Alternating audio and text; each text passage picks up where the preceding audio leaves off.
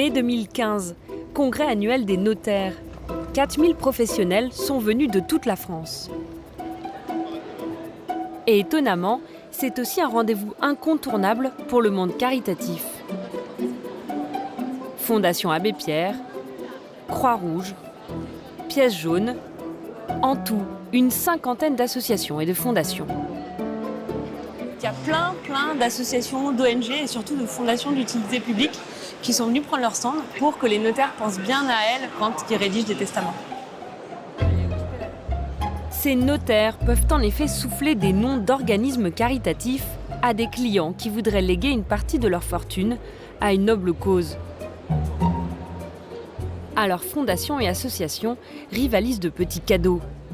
Et elles martèlent le même discours, elles acceptent absolument toutes sortes de dons. C'est des sommes d'argent, ça peut être...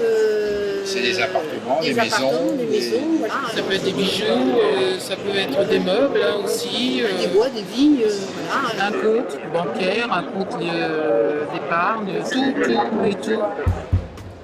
Dans cette jungle du caritatif, un label fait la différence. La fondation reconnue d'utilité publique. L'élite du monde associatif. Sur plus de 3700 fondations, seulement 634 sont reconnues d'utilité publique. Car elles mènent une mission d'intérêt général, comme l'Institut Curie, Action Enfance ou encore 30 millions d'amis. L'État soutient ces fondations en leur offrant de nombreux avantages fiscaux ainsi qu'à leurs donateurs. C'est donc le label que tout le monde veut décrocher. La plupart de ces fondations remplissent leur mission d'intérêt général, mais certaines dérapent. Il y a des grosses sommes d'argent, il n'y a pas de contrôle. Moi, je vais être honnête, je pense que ça peut être très vite pourri. Nous avons enquêté sur quelques-unes de ces fondations d'utilité publique et nous avons découvert des dérives récurrentes. Comptabilité opaque. On nous rendait des comptes qui étaient très, très flous. Promesses non tenues. Ça pouvait être gratuit, les consultations. Trahison de leur mission d'intérêt général. On s'aperçoit qu'il y a beaucoup d'établissements qui, en fait, sont d'intérêt purement privé. Ces fondations, qui bénéficient d'un statut en or, sont-elles toutes réellement d'utilité publique ?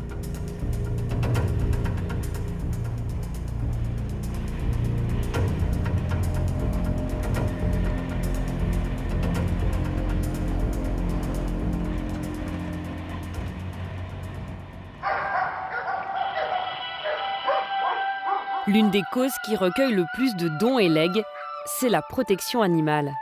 Et si nous effacions les barreaux ?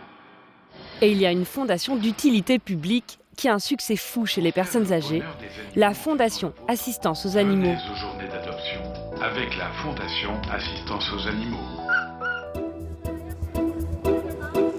C'est dans le parc du château de Versailles qu'est installé son siège. Un cadre prestigieux. Ici, la Fondation occupe la ferme Marie-Antoinette, un site classé où elle recueille des animaux abandonnés.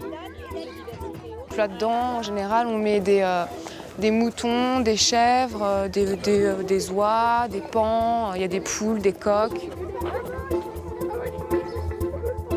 Là, du coup, c'est l'enclos des cochons, avec Marcel, c'est le gros là. Et lui, c'est quoi son histoire, Marcel ? Alors Marcel, il a été saisi chez un particulier qui détenait beaucoup d'animaux dans de mauvaises conditions, en fait.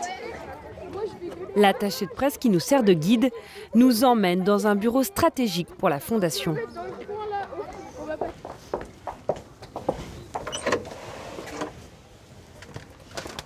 Hop, c'est le bureau legs et donations. Rien, parce que... Donc, normalement, il y a 2 personnes. Cet employé reçoit les appels des donateurs. Ça évolue comment ? C'est constant, il n'y a pas de diminution, c'est constant, ça marche bien. Donc c'est pas trop affecté par la crise alors ça va ? Non, pas du tout. Non, pas au service des legs. Non, pas au service des legs en tout cas. Une règle d'or dans les fondations, ne jamais dire qu'on est riche. Ça décourage les donateurs. Dès l'origine, la présidente Arlette Alessandri a fait passer le message.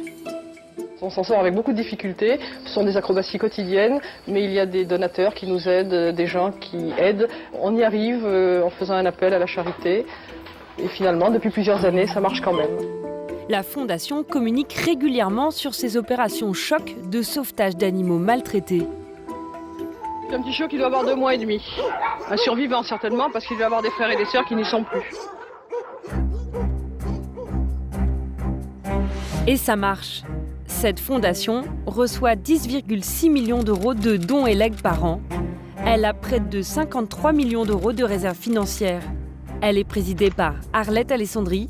Son fils Jean-Noël en est le directeur, reconnu d'utilité publique depuis 1989.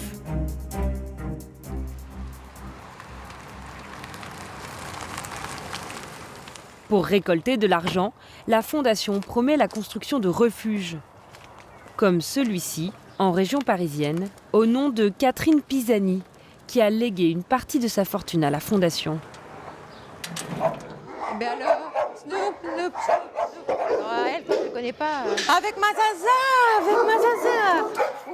Martine, la directrice, fait son métier avec passion.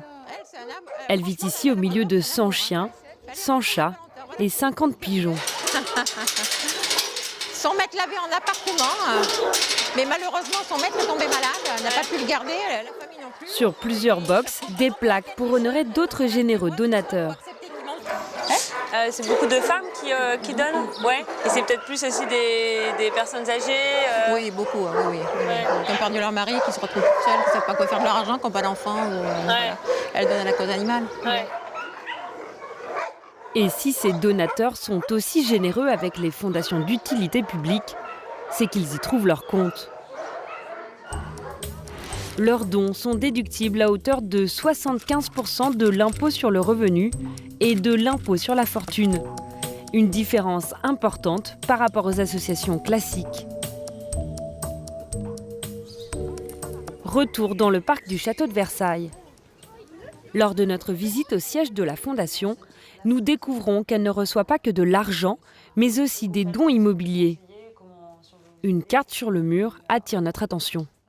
Et là, c'est quoi? Ce sont tous les biens immobiliers qu'on a à vendre, une partie, parce que c'est pas tout à fait à jour. Ouais, mais par contre, ça, c'est perso. Dans le cadre des... Ah d'accord, je croyais que c'était les refuges, c'est pour ça. Cette carte de France localise une vingtaine de biens immobiliers légués récemment à la Fondation. Des maisons et appartements qu'elle revend ou met en location. Elle a un parc d'environ 70 biens qui lui rapportent près de 200 000 euros de loyer par an. Et privilège rare, une fondation d'utilité publique ne paie pas 1 centime d'impôt sur ses opérations. Pour se distinguer des autres associations de protection animale, comme la SPA, la Fondation crée aussi des maisons de retraite pour animaux. Décrites sur son site internet comme des petits paradis. En 2006, une équipe de télévision a filmé une de ces maisons de retraite. Des canapés moelleux, une ambiance familiale et même des repas sur mesure.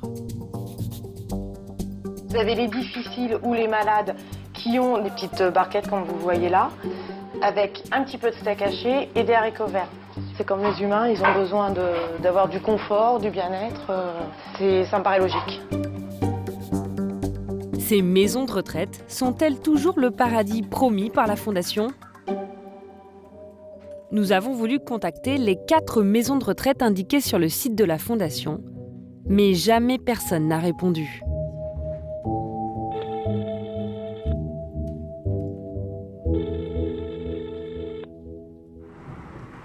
Alors nous partons pour la Côte d'Azur, à Cannes, où se trouve l'une d'entre elles.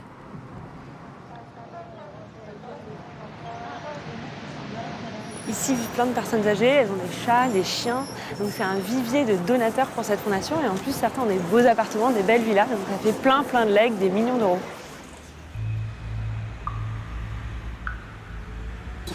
C'est dans ce quartier chic de Cannes que se trouve une villa léguée, puis transformée en maison de retraite. Pendant 4 ans, elle a accueilli des chats. Elle est aujourd'hui fermée. Que s'est-il passé ? Pour le savoir, nous allons rencontrer 2 personnes qui ont travaillé dans cette maison de retraite. Bonjour, Pascal. Brigitte, enchantée. Pascal et Brigitte étaient les gardiens. Selon eux, l'endroit était loin d'être paradisiaque. Lorsqu'ils faisaient un reportage, on avait des litières neuves, on avait du matériel neuf. Et puis après, quand les chats abîmaient, ou qu'il fallait repeindre, ou qu'il fallait refaire quelque chose, Oui, ça ne suffisait pas. Le robinet il était fermé parce qu'il n'y avait pas de publicité à faire. Au fil des mois, la Fondation leur aurait donné de moins en moins de moyens. Et vous, quand vous demandiez quoi, des moyens, de la nourriture, on vous répondait Au départ, on avait on nous accordait ce que demandait le vétérinaire, par exemple des légumes, de la viande, etc. Et puis au bout d'un moment, on s'est retrouvé avec la nourriture des refuges. Des palettes en dépassement de date et des choses comme ça. Avec des boîtes périmées. Et puis les derniers temps, ils ont carrément plus fourni d'alimentation pour les animaux. Oui. Puis, un beau matin à 6h, Pascal et Brigitte auraient vu débarquer des employés de la Fondation qui auraient saisi tous les chats. Ils les enlevaient à coups de pied, à coups de pelle, pour les entasser dans le caisse de transport, ça m'a révolté, quoi. Ils ont fait l'opération commando. Donc j'ai beaucoup d'amertume, beaucoup de ressentiment. Et puis je me dis en plus que les personnes qu'on a reçues et qui n'étaient pas décédées, mais auxquelles on a fait la publicité de la fondation des maisons de retraite sur l'accueil qui était réservé aux animaux, et je me dis, elles vont faire des legs, et puis qu'est-ce qui va arriver à leur animal maintenant aussi? Les 2 gardiens ont été mis à la porte. La maison de retraite est fermée. Nous nous sommes intéressés à une autre maison de retraite indiquée sur le site de la Fondation, celle de Louvciennes dans les Yvelines. Surprise, cette maison est elle aussi fermée. D'extérieur, elle paraît en très mauvais état et il n'y a pas un chat.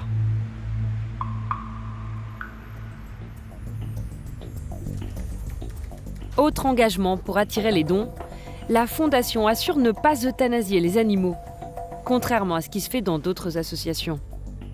C'est écrit noir sur blanc sur son site, elle ne tue jamais les bêtes qu'elle recueille.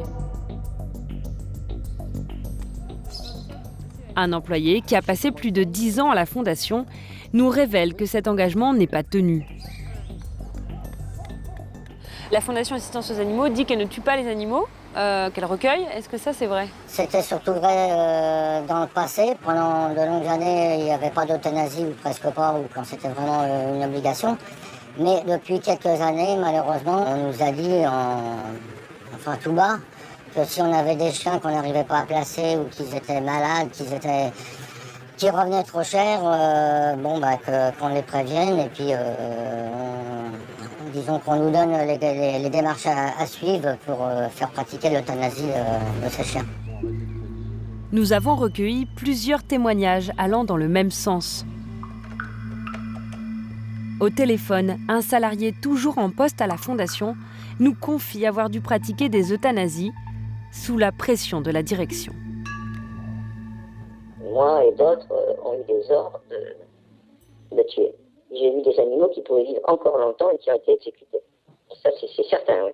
D'une part, des gros chiens, soi-disant agressifs, qui souvent sont euthanasiés. Et après, des animaux en état de santé mauvais. Ils sont soignés au début et ensuite, il y en a marre. Soit on a des consignes de laisser mourir, soit de les faire euthanasie. Voilà. On vient nous dire chez nous, on n'euthanasie pas, c'est faux. Parce qu'en plus, c'est un gros argument vis-à-vis des donateurs et des personnes. Voilà, mais là, les donateurs sont floués. Autre engagement de la Fondation, offrir des soins gratuits pour les animaux des personnes démunies dans ces dispensaires. Lors de notre tournage au refuge, l'attaché de presse nous avait rappelé cette promesse de la Fondation. C'est quoi les conditions de soins dans ces dispensaires alors Il y a une participation aux frais de fonctionnement, si vous voulez, qui peut être demandée aux personnes qui ont la possibilité en fait, de la verser. Mais les personnes qui n'ont pas de revenus, on ne leur demande pas de participation, quoi. Pour savoir si la promesse de soins gratuits est bien tenue, je me suis fait prêter un chat et je suis allée au dispensaire de Paris avec une caméra cachée.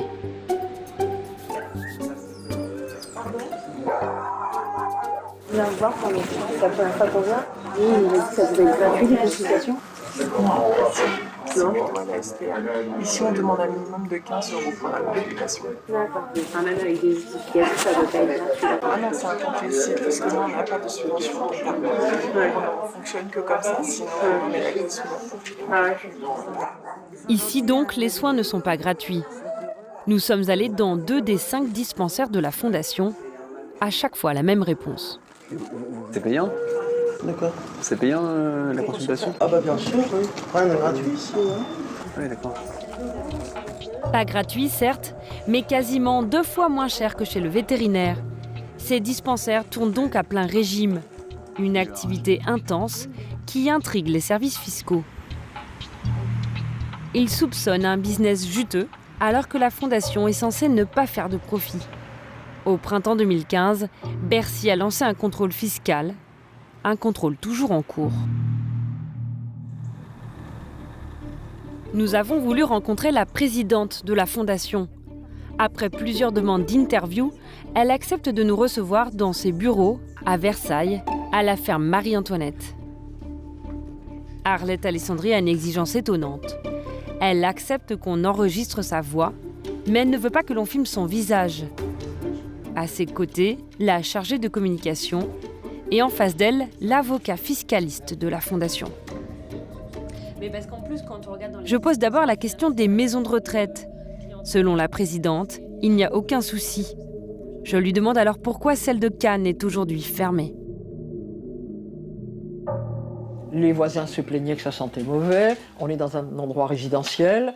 Bon, donc on a supprimé l'histoire des chats, on a enlevé les chats, on a ouvert une maison de retraite à Ware.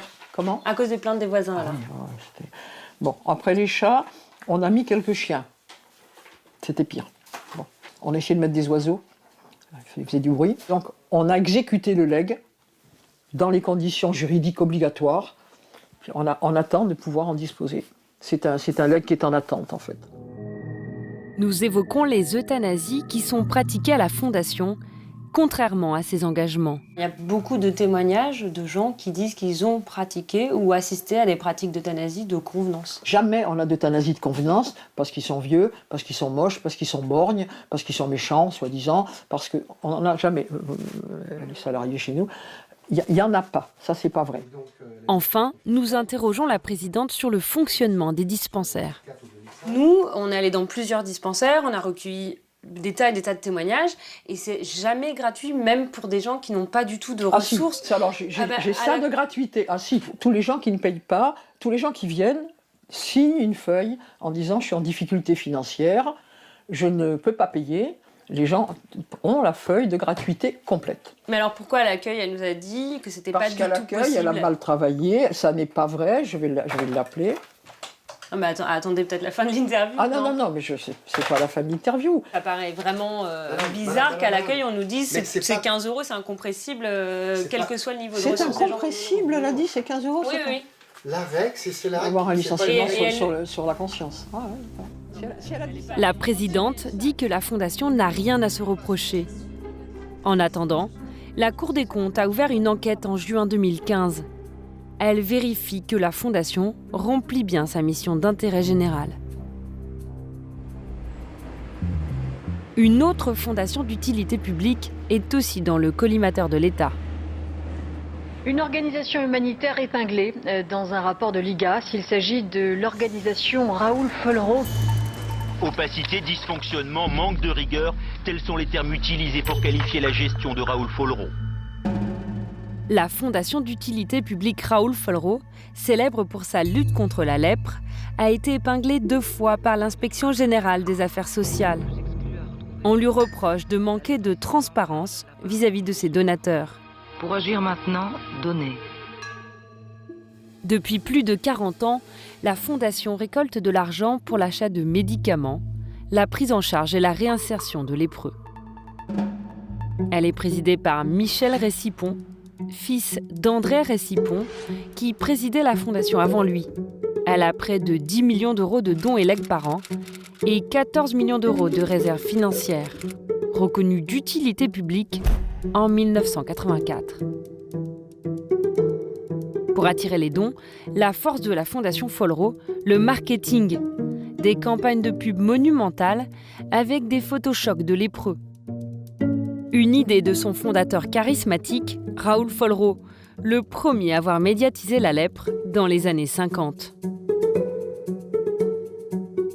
Des lépreux, j'en ai vu nus, affamés, hurlants, désespérés. J'ai vu un monde inimaginable, d'horreur, de douleur et de désespoir. Depuis, la Fondation Follereau est entrée dans notre quotidien. On retrouve dans de nombreux commerces ces urnes.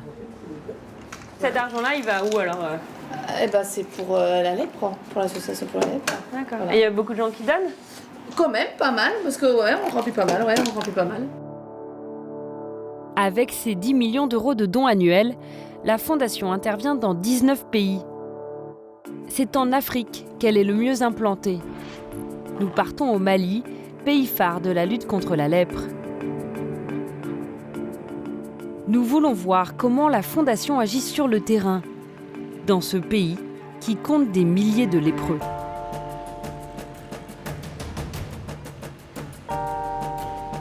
À Bamako, Raoul Follereau est une idole pour les lépreux. L'homme, décédé en 1977, a le droit à sa statue, au cœur du ministère de la Santé.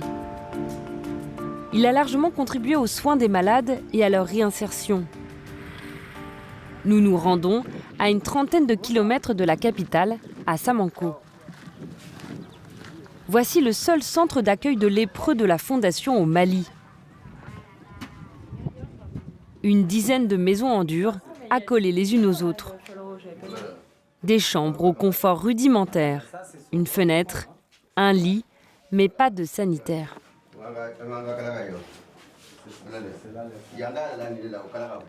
La Fondation héberge des lépreux guéris, mais handicapés par la maladie. Surprise, ils ne sont plus que 6. Niakale est aveugle. Ses mains et ses pieds ont été rongés par la lèpre. Elle vit ici depuis 14 ans.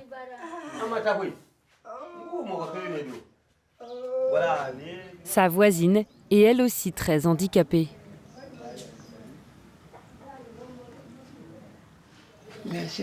Nous, on est des malades. On n'a pas de moyens. On n'a que Dieu. Mais on est là grâce à Dieu et aux responsables de la Fondation. Étonnamment, dans ce centre, beaucoup de maisons sont vides. L'occupant de celle-ci est mort. Il ne sera pas remplacé. Il y a des nouvelles personnes qui vont rentrer dedans alors ?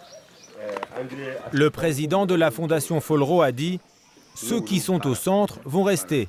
Mais après, c'est fini, parce que c'est pas possible d'entretenir des lépreux à vie. »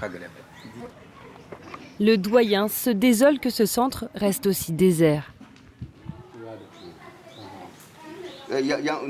Ce centre pourrait accueillir 5 fois plus de personnes. Mais les dirigeants ne le veulent pas. Encore récemment, un lépreux est venu et on l'a rejeté. Pourquoi ce centre n'accepte-t-il plus de lépreux alors que c'est la mission de la Fondation ? À Bamako, nous allons voir ses représentants. Bonjour, ça va ? Vous allez bien ? Oui. Merci. Le président de l'Union malienne Raoul Follereau est un lépreux guéri. En poste depuis 4 mois, il constate que Paris ne lui donne pas les moyens de faire fonctionner le centre. Vraiment, il nous manque beaucoup de moyens ici. Beaucoup de moyens. Depuis au mois de mars que nous sommes là, nous avons reçu une seule subvention pour les invalides de Samango. L'antenne locale fonctionne au ralenti. Et ça ne va pas s'arranger, l'ancien président est parti avec la clé de son bureau. Ça, c'est le bureau du président. Le bureau dans lequel je dois travailler normalement. Ouais. Mais c'est fermé. Le président sortant nous a refusé l'accès, il a gardé les clés. Donc là, c'est fermé. Et vous n'avez pas d'ordinateur alors ? Non, on ne peut pas. C'est un peu compliqué, non ? C'est vraiment compliqué. Et vous avez un téléphone ? un téléphone fixe oui. Dans le bureau. Tout est là, enfermé. Dans ces conditions, difficile de travailler. D'autant plus que ces hommes n'ont jamais reçu de salaire depuis leur prise de fonction, il y a 4 mois. Au Mali, la Fondation ne semble plus beaucoup se préoccuper du sort des lépreux. Et plus choquant encore, elle a fait obstacle à un plan de l'Organisation mondiale de la santé pour éradiquer la maladie. À la fin des années 90, l'OMS décide de lancer un grand plan de distribution gratuite de médicaments contre la lèpre. Un nouveau traitement, fourni par le laboratoire Novartis, la PCT, la polychimiothérapie, qui permet une guérison complète. La lèpre se guérit facilement avec la PCT et le traitement est gratuit. Ensemble, nous pouvons éliminer la lèpre. À Bamako, nous rencontrons un ancien médecin de l'OMS. Viens, on va par là, je vous suis. Le docteur Diallo a été le témoin de l'opposition farouche de la Fondation Folro à ce plan d'éradication de la lèpre. Ils ont fait beaucoup pour la lutte contre la lèpre. Mais quand on est passé à l'élimination de la lèpre, les choses n'étaient plus comme ça devait être. Folro a envoyé une lettre au siège de l'OMS demandant de ne pas fournir des médicaments aux pays avec lesquels elle collabore. C'est clair, hein? Donc ne pas fournir les pays voilà. où ils interviennent. Où ils interviennent. Pour leur laisser le champ libre alors. Voilà. Eux, leur raison d'être, d'abord, c'est les médicaments. Si on leur enlève ça, ils ne pourront pas mobiliser les ressources auprès du public. Donc, ils voulaient avoir la même mise, dire non, les médicaments, c'est nous qui donnons.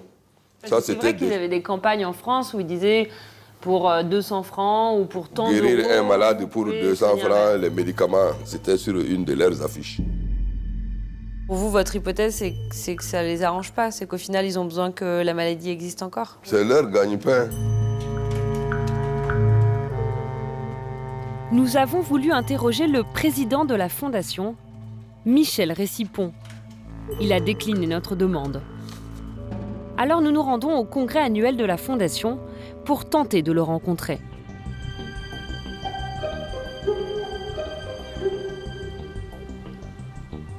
L'événement est fermé à la presse, mais nous décidons de nous glisser parmi les participants, des bénévoles et des donateurs. Alors la lèpre, où on en est? Ça, c'est des courbes qu'on vous a présentées. À la tribune, un médecin de la Fondation parle de la lèpre dans le monde. Grâce notamment à la campagne de l'OMS, le nombre de nouveaux cas de lèpre s'effondre depuis 2002. Pourtant, sur scène, le médecin de la Fondation conteste ces chiffres. On est certain à être critique un petit peu sur les chiffres annoncés rapidement par l'OMS. Donc la vraie courbe, ça aurait dû être celle qui était en bleu. Et donc... Remet-il en question le recul de la maladie pour continuer à mobiliser les donateurs? L'océan bleu marine que vous voyez, c'est probablement le nombre de cas qu'on n'a pas dépistés et qu'on aurait dû dépister ces 10-12 dernières années. Et donc nous, à la pause, nous abordons Michel Récipon, le président. Monsieur Récipon, bonjour. Communautaire de Canal+. Je venais vous voir parce qu'on fait un documentaire et on voulait savoir si vous auriez un petit moment dans la journée pour qu'on vous pose quelques questions. Je crois que Madame Lieta, c'est oui, ça? Bonjour. Très heureux de... Le directeur de la communication, qui a reçu ma demande d'interview, accepte finalement que le président nous parle. On va pouvoir caler ça. Pour le moment, je dirais on a un petit break là. On va se mettre un peu à l'écart pour... Nous retrouvons le président dans le parc du Congrès, entouré de ses communicants. On a rencontré un médecin de l'OMS. Je l'interroge d'abord sur son choix de s'opposer au programme de l'OMS de distribution gratuite de médicaments en partenariat avec le laboratoire Novartis. Est-ce que vous pouvez nous expliquer pourquoi, ça paraît a priori d'extérieur assez contre-productif de s'opposer à la distribution gratuite? Jusqu'à présent, quand on s'occupe d'une maladie, la première des choses, vous fournissez le traitement. Je ne sais pas, moi, c'est pas... Oui, mais pourquoi vous ne vouliez pas que l'OMS, pourquoi la Fondation n'a pas voulu que l'OMS fournisse elle-même gratuitement? C'est pas qu'on ne veut pas. D'abord, on ne peut pas l'interdire. On a dit que nous, et on n'était pas les seuls, de décider est-ce que c'est en termes moraux que ce soit une firme pharmaceutique qui a le monopole qui distribue à la messe. Nous, ça nous a un petit peu choqués. Nous, on est allés aussi au Mali, justement, pour voir un peu comment ça fonctionnait sur le terrain. Et on s'est intéressé au centre de Samanco.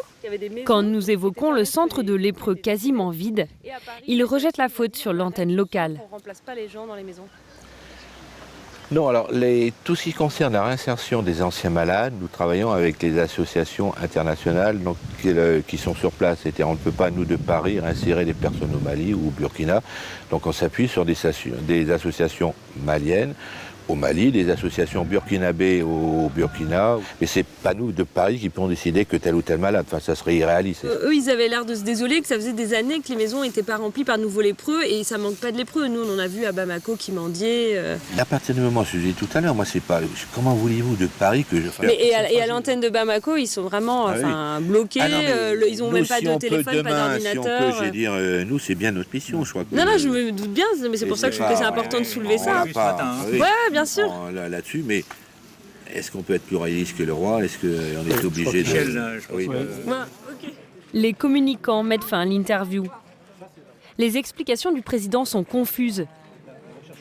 Comme il n'y a pas de lépreux en France, la Fondation doit forcément travailler avec des pays étrangers.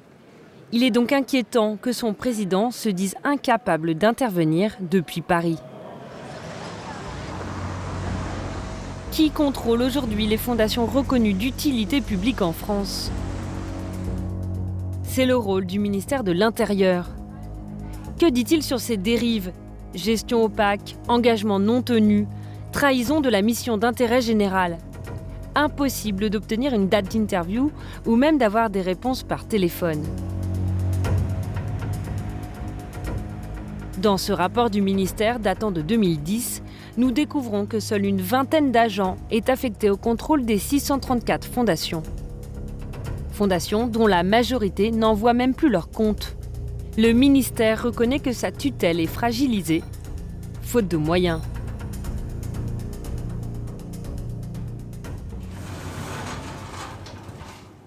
Une personnalité politique s'alarme de ce manque de contrôle de l'État. C'est la députée PS Michèle Delaunay. Depuis 2010, elle a plusieurs fois posé des questions à l'Assemblée nationale sur le suivi et la légitimité de ces fondations. Par exemple, elle demande de préciser exactement les critères de reconnaissance d'utilité publique et d'examiner avec la plus grande rigueur la liste des organismes qui l'ont obtenue.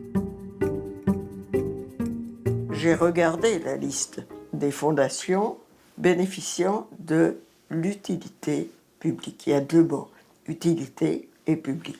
Et on s'aperçoit qu'il y a beaucoup d'établissements qui, en fait, sont purement privés, d'intérêt purement privé et d'utilité discutable. Et en plus, une fois obtenu, le statut n'est jamais remis en question. On s'aperçoit, du moins je n'en ai pas trouvé, de fondations qui aient été sorties de l'utilité publique. C'est-à-dire qu'il n'y a ni critères d'entrée, ni critères de sortie, ni de suivi suffisant. Donc c'est inquiétant, ça veut dire qu'une fois qu'on a le label, c'est alors ad vitam. On peut le craindre, en tout cas.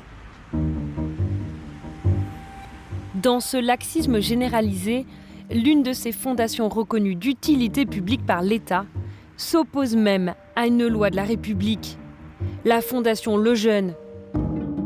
Elle soutient la recherche sur la trisomie, soigne les malades et défend les droits de l'embryon.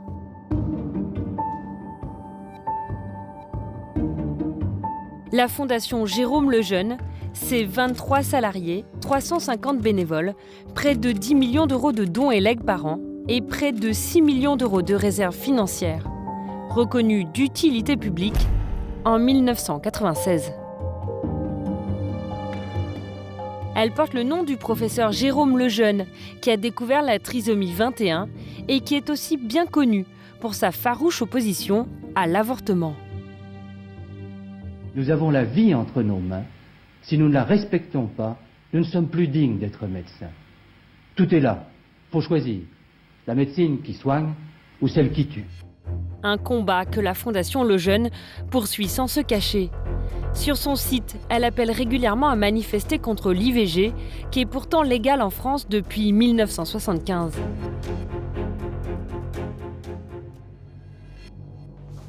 Merci. Une contradiction dénoncée par Jean-Luc Romero, conseiller régional. En 2013, il écrivait sur Twitter « Aux adorateurs de la Fondation Lejeune, je rappelle que cette fondation se bat contre une loi de notre République, l'IVG. » C'est un vrai problème à se poser. Moi, je le dis très clairement, on a dans notre pays le droit d'avoir tous les débats possibles. On a le droit d'avoir des associations qui se battent contre l'IVG. Mais en même temps, si elles se battent contre cette loi, qu'elles veulent participer au débat public, c'est avec leur argent. Là, effectivement, à partir du moment où il y a des déductions fiscales, c'est-à-dire à partir du moment où des gens reçoivent de l'argent public indirectement, oui, il faut se poser cette question. Là, elle mène un combat contre une loi de la République avec de l'argent public. Véronique Neyertz, ancienne secrétaire d'État aux droits des femmes, s'est battue pour l'accès à l'IVG. Au moment où la Fondation Lejeune obtient son statut d'utilité publique, elle ne peut y croire et interpelle le gouvernement. Le gouvernement donne ainsi aux opposants à la loi des moyens considérables, alors que dans le même temps, il refuse aux hôpitaux publics les moyens d'appliquer la loi. Là, c'était un signe très fort et très dur et très menaçant pour qui connaissait le dossier que de voir reconnaître une fonction d'utilité publique portant le nom d'un homme qui était connu pas seulement pour ses travaux scientifiques, mais surtout pour ses positions anti-IVG. Comment une fondation aux positions aussi sulfureuses a-t-elle réussi à obtenir le précieux label ? C'est apparemment une affaire de famille. La fille du professeur Lejeune, Clara, est mariée au secrétaire d'État à la santé de l'époque, Hervé Guémard. La Fondation Lejeune a obtenu le statut d'utilité publique en un temps record, moins d'1 an. D'habitude, pour obtenir la qualité de fonction publique pour une fondation, il faut des années. Et donc, ça apparaissait comme une espèce d'entreprise de lobbying de la famille de Jérôme Lejeune par l'intermédiaire de son gendre, Hervé Guémard, qui se trouvait, comme par hasard, en mars 1996, secrétaire d'État à la santé. C'était la signature du lobby familial dans toute sa splendeur. Ça venait aussi s'opposer à votre combat de plusieurs années. C'était nous dire, vous excuserez ce vocabulaire, c'était nous niquer. Nous avons joint Hervé Guémard. Il dément être intervenu dans l'attribution du label à la Fondation Lejeune. Dans ces fondations, l'influence politique joue un rôle crucial. Elle permet aussi de lever beaucoup d'argent public, sans toujours rendre de compte. En 1994, Michel Alliot-Marie, ministre des Sports et de la Vie associative, crée sa fondation, la Fondation du bénévolat. Son ambition, offrir une assurance qui protégerait tous les bénévoles de France. Des polices d'assurance comme celle-ci, pour couvrir les risques liés à leur activité dans une association. Ce qui m'a semblé utile, c'est de créer une fondation pour le bénévolat. Désormais, la possession de la carte de bénévole fera que les bénévoles seront couverts par une assurance. La ministre Alliot-Marie octroie à sa fondation une belle subvention de départ, 2,5 millions de francs, soit 380 000 €. Elle attire aussi des grandes entreprises, EDF, Renault, puis Suez, la Banque Postale, entre autres. En tout, au moins 800 000 € de dons d'entreprise. Nous nous sommes procuré le bilan comptable de 2007. Alors que Michel Alliot-Marie est ministre de la Défense, sa fondation décroche une nouvelle subvention publique, 560 000 €, accordée par son collègue ministre des Sports. Étonnamment, 63 000 € seulement vont aux fameuses assurances. Où sont passés les 500 000 € restants ? Impossible de le savoir à la lecture des comptes. Yves Perpignan était délégué régional de la Fondation dans le Sud-Ouest pendant 5 ans. Il l'a quitté écœuré par le manque de transparence de sa gestion. On nous rendait des comptes qui étaient très, très flous. Pourquoi flou les comptes? Flou parce qu'il n'y avait aucun détail, ou très peu de détails, me semble-t-il. On peut supposer quand même que c'était une sacrée nébuleuse qui ne servait pas qu'aux bénévoles. Et qui servait à quoi alors, ou à qui finalement? Je ne sais pas. C'est la question que l'on se pose. Selon nos calculs, en 20 ans, la Fondation du bénévolat a reçu au minimum 1,5 million d'euros de subventions publiques et 800 000 euros de dons d'entreprises. Elle est présidée par Michel Alliot-Marie jusqu'en 2000, puis par son père Bernard Marie jusqu'en 2013. Au sein de sa fondation, Michel Alliot-Marie fait travailler son clan familial, non seulement son père, mais aussi son beau-frère comme délégué général et son neveu comme consultant. Son compagnon Patrick Ollier, ancien ministre et député maire, n'est jamais loin. On le voit ici dans sa mairie, remettre les médailles de la fondation aux meilleurs bénévoles de sa commune. La fondation fait aussi les affaires de la famille Alliot-Marie. Plusieurs séminaires ont été organisés sur la côte basque, à Saint-Jean-de-Luz, dans cet hôtel de luxe, le Chantaco, qui, curieuse coïncidence, appartient à la famille de Michel Alliot-Marie.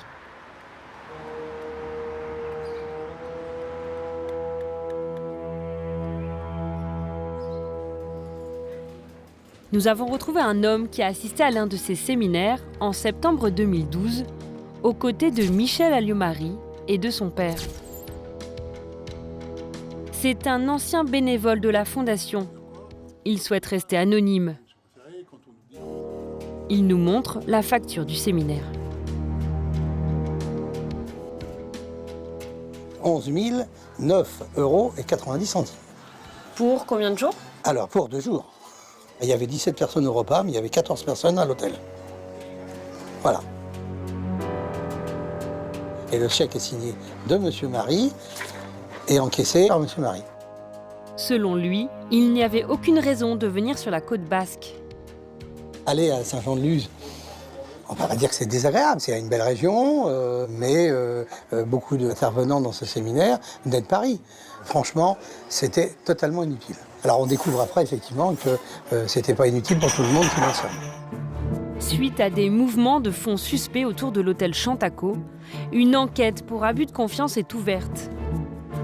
En mars 2014, le domicile de Michel Alliot-Marie et de son père, comme les bureaux de la Fondation du bénévolat, sont perquisitionnés. L'instruction est toujours en cours. De son côté, Michel Alliot-Marie a dénoncé une manœuvre politique liée aux élections municipales. Ironie de l'histoire, en 2014, la Fondation abandonne son dispositif d'assurance pour les bénévoles. Dans cette lettre, elle reconnaît que l'assurance est inutile, elle l'estime purement rassurante. Mais alors, quelle est l'utilité réelle de cette fondation ? Michel Alliot-Marie est à la tête d'un micro-parti, le Chêne. Elle l'a créé en 2006 pour soutenir son ambition politique. Plusieurs responsables de la Fondation du bénévolat se retrouvent au Chêne. La trésorière de la Fondation est la secrétaire du micro-parti au moment de son lancement. Ce délégué régional de la Fondation est responsable local du Chêne. Cet autre délégué occupe un poste équivalent au micro-parti. Quant au président actuel de la Fondation, c'est un militant de longue date du Chêne. Pourquoi ces doubles casquettes ? David Lebailly, journaliste au Nouvel Observateur, a sa petite idée. Selon lui, les fondations peuvent servir à financer des activités politiques.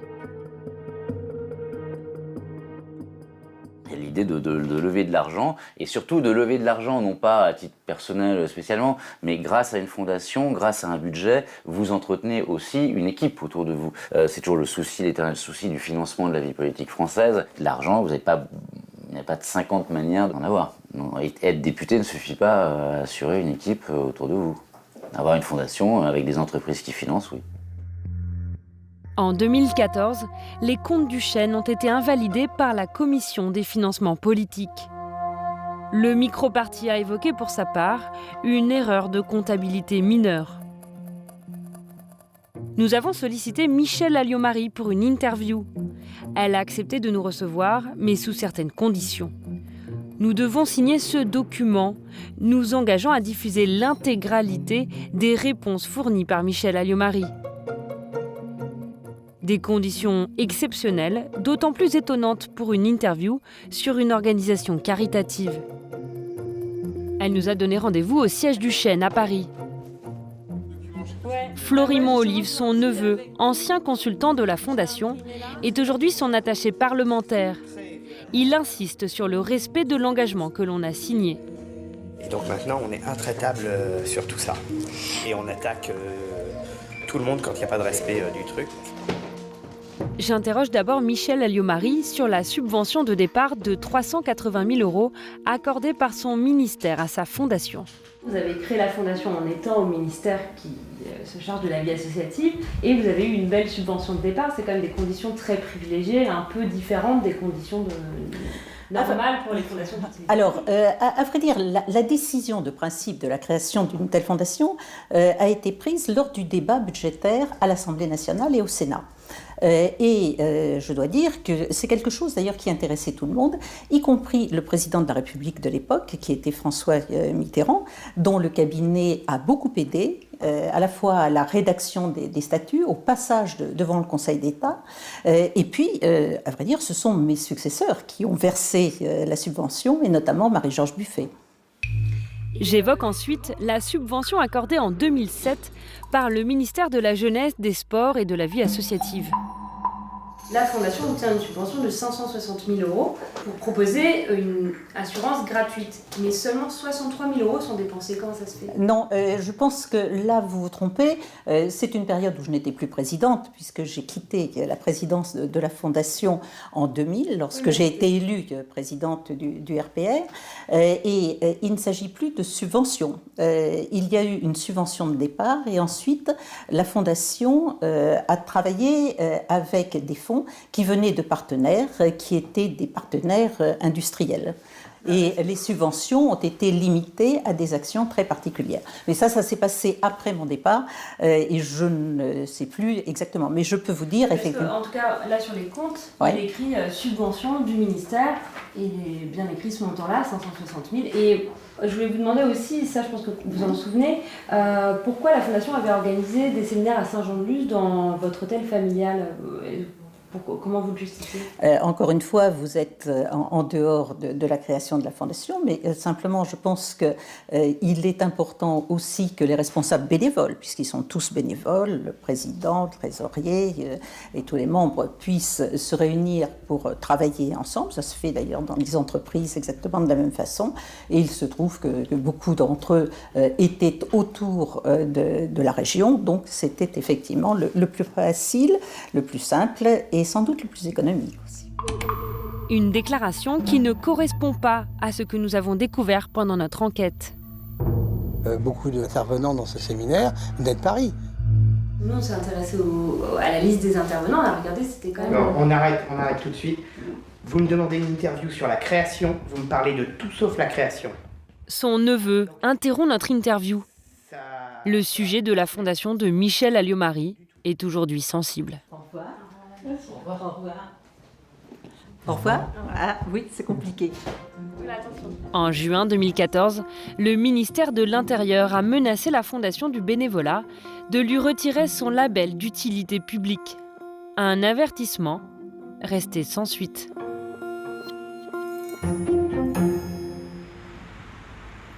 Mais la Fondation du bénévolat a été condamnée par la justice dans une autre affaire. Une histoire incroyable. Bonjour. Christian Béder a le sentiment de s'être fait escroquer par la Fondation. Tout commence en 2003. À l'époque, ce chef d'entreprise est le seul à posséder une base de données listant toutes les associations françaises.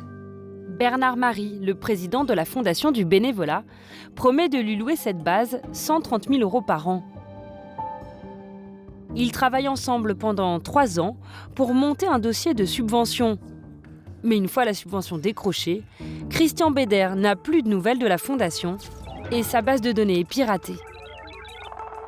J'ai mon directeur informatique qui rentre comme un fou dans mon bureau, qui me dit « Christian, on a eu une attaque sur nos serveurs ». Je dis « Une attaque ?» Il me dit « Oui, les serveurs sont tombés, on a eu une attaque de barge, on s'est fait aspirer la base de données ». Je dis « Attends, c'est pas possible ». Il me dit « Si, Christian ». Je lui dis « Je te donne le temps qu'il faut, tu traces, je veux trouver, je veux savoir qui nous a aspiré la base de données ». Puis au bout de 4, 5, 6 heures, il vient me voir, il me dit « Christian, je comprends pas, c'est la DRM ». Je dis quoi? Il me dit oui, la direction du renseignement militaire. L'attaque vient des services secrets de l'armée. À l'époque, Michel Alliot-Marie est ministre de la Défense. Moi, je fais le rapprochement, Michel Alliot-Marie, Bernard Marie, donc... Michel Alliot-Marie, ministre de la Défense à l'époque. Oui. Et Bernard Marie, Fondation du bénévolat. Mais c'est incroyable. Ils sont dans l'impunité la plus complète. Fondation du bénévolat... ministère de la Défense, mais je dis, mais c'est pas possible. À la suite de cette affaire, Christian Beder a fait faillite. La justice a condamné la Fondation du bénévolat à lui verser 50 000 € pour rupture abusive de pourparlers. Elle a aussi condamné le ministère de la Défense pour le piratage. Confusion entre intérêt général et intérêt privé, trahison de leur mission, opacité. Malgré les dérives, l'État ne semble pas vouloir faire le ménage dans ce secteur. Pourtant, ces fondations brassent chaque année des dizaines de millions d'euros. Pourquoi les politiques s'y intéressent pas plus? On est en période de chasse aux niches fiscales et c'est quoi? C'est qu'on ne s'attaque pas au caritatif? C'est un sujet en effet sensible parce qu'il y a dans ces fondations des merveilles, des fondations dont l'intérêt public est évident. Et peut-être est-ce cela. Je n'ai pas de réponse. Il y a un risque à ne pas vouloir lever ce tabou. Les fondations d'utilité publique qui dérapent vont finir par entacher ce label prestigieux et surtout décourager les donateurs.